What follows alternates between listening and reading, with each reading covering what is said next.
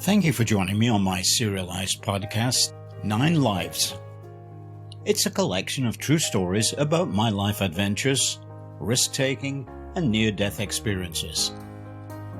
9 Lives covers a timeline of 40 years, from 1960 up to the year 2000.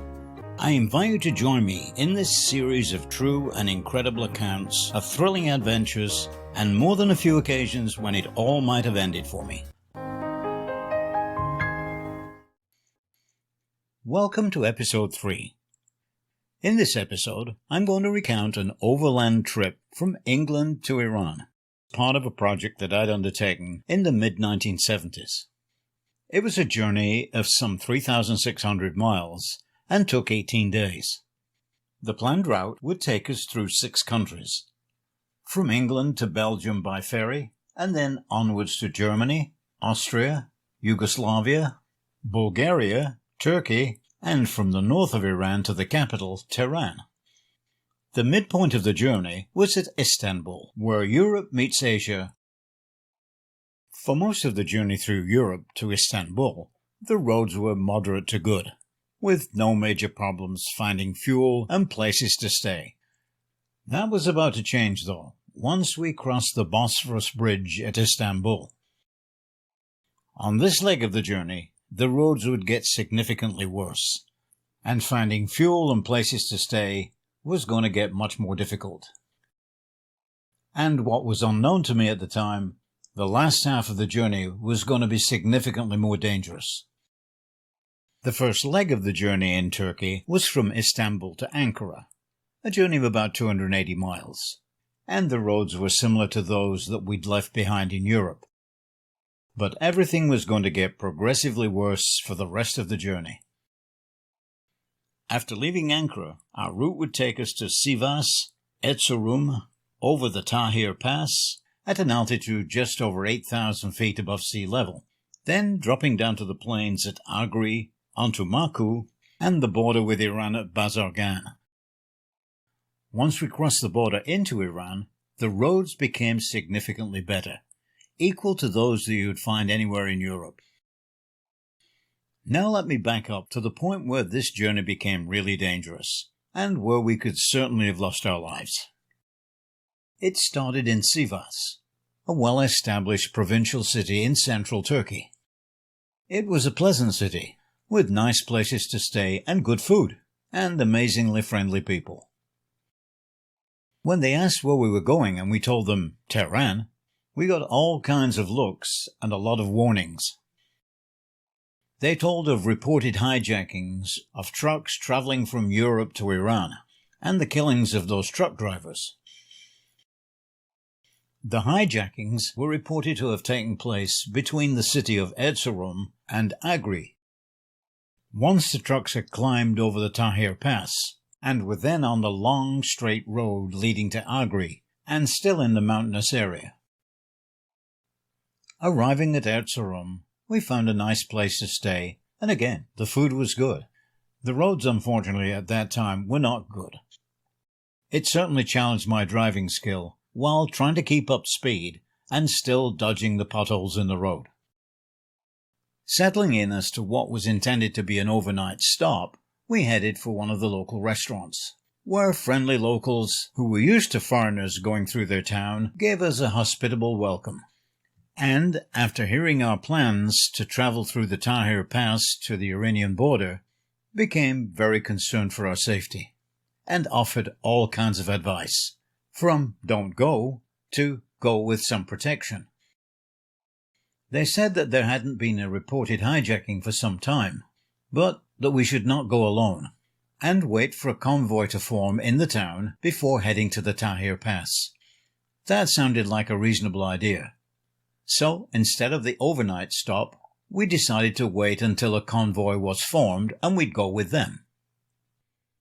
After waiting 2 days at Erzurum, seeing 1 or 2 trucks go through, but no convoy forming, we decided it was time to go. Whether it was a smart decision or not to go solo remained to be seen. At the crack of dawn the following morning, we set off for the 100-mile journey to Agri, which would take us from an altitude of 6,000 feet at Erzurum to the 8,200-foot peak at the Tahir Pass. That didn't seem like a big deal to us, until we saw the road climbing up through the mountain. After leaving the paved roads of the town, the climb to the Tahir Pass and beyond would be on an unpaved dirt road. The road zigzagged up the mountain in about 1/2 mile increments. The going was slow, most times not making more than 15 miles an hour. On reaching the peak at about 8,000 feet, we noticed heavy clouds forming, and a thunderstorm developed, throwing down golf ball-sized hail. The road became extremely slick and very difficult to navigate. The danger here was that if we lost traction, we would slide off the road and down the mountainside. Within half an hour, the thunderstorm dispersed, and cautiously descending down the mountain in the same zigzag manner, I considered that the long, straight road ahead to Agri would be a breeze. That was not to be so. The road ahead remained to be a dirt gravel road, but in good condition. We speeded up to a healthy 35 miles an hour, when all of a sudden, looking to the right and up the mountainside, we saw a group of people. They were about 1/3 of a mile away and several hundred feet above us on the side of the mountain. All of a sudden, we noticed boulders being rolled down the hillside, which changed my perception completely. This was a potential hijacking. Boulder after boulder came rolling down the hill. We were running a gauntlet. I would watch the boulders coming, hit the brakes, let it go across the front of the car, and then accelerate rapidly. This potential life-threatening event continued for about a mile or so, and then we were in the clear. Finally, relieved and a little shaken, we arrived at Agri, an ancient town in the Kurdish part of Turkey. It was a place that we would have liked to have stayed for a little longer to explore things. However, our destination that day was to be Bazargan, the entry point to Iran, about 160 miles away from Agri. So we pressed on. A little over 4 hours later, we arrived at the border. It was packed with trucks trying to get into Iran and trucks leaving. We were sandwiched in between the chaos. It took about 2 hours to clear the border. There were few facilities at Bazargan, so with recommendations from the border guards, we headed to the next destination of Maku in northern Iran, a short 15-mile drive from the Iranian border. It was an ancient town with a moderate population of around 40,000 people, and with pleasant accommodation, and of course our first taste of Iranian food, which was a pleasant end to a potentially life-threatening day. With 3,000 miles of driving behind us, we were now only 600 miles from our destination at Tehran.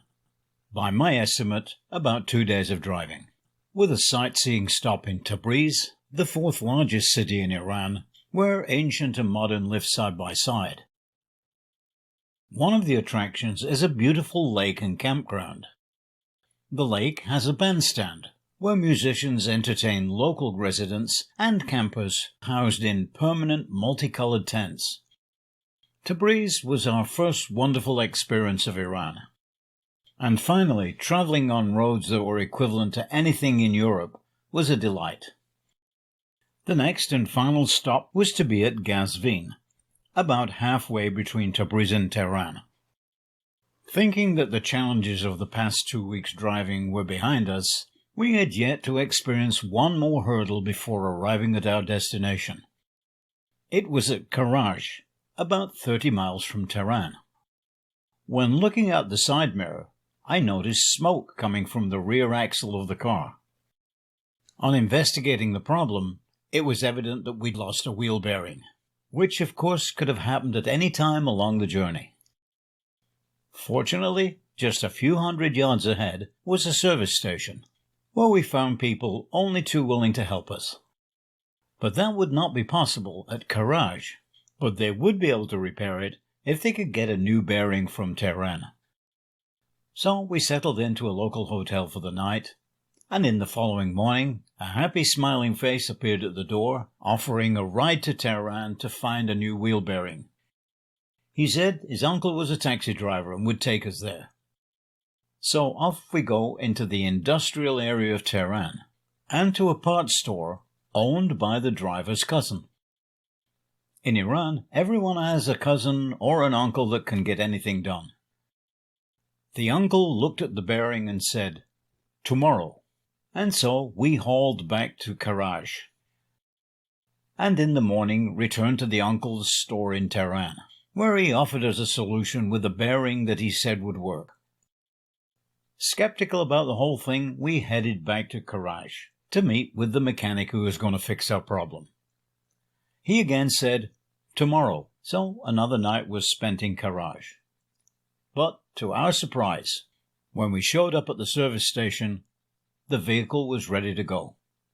I thanked them, paid the bill, and cautiously drove into Tehran, a distance of only 30 miles. Once there, we settled into really nice accommodations. Tehran is a world-class city with first-class hotels. The Tehran Hilton and the Intercontinental were just two, both of which will become my on and off residences over the next several years, during which time there will be many more adventures within Iran, and one or two of them were life-threatening. And thinking back on so many similar moments that almost certainly could have been my last, I've quite often asked myself, how on earth am I still here? And more importantly, why?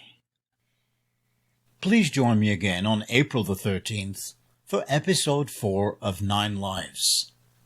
Adventures in Iran.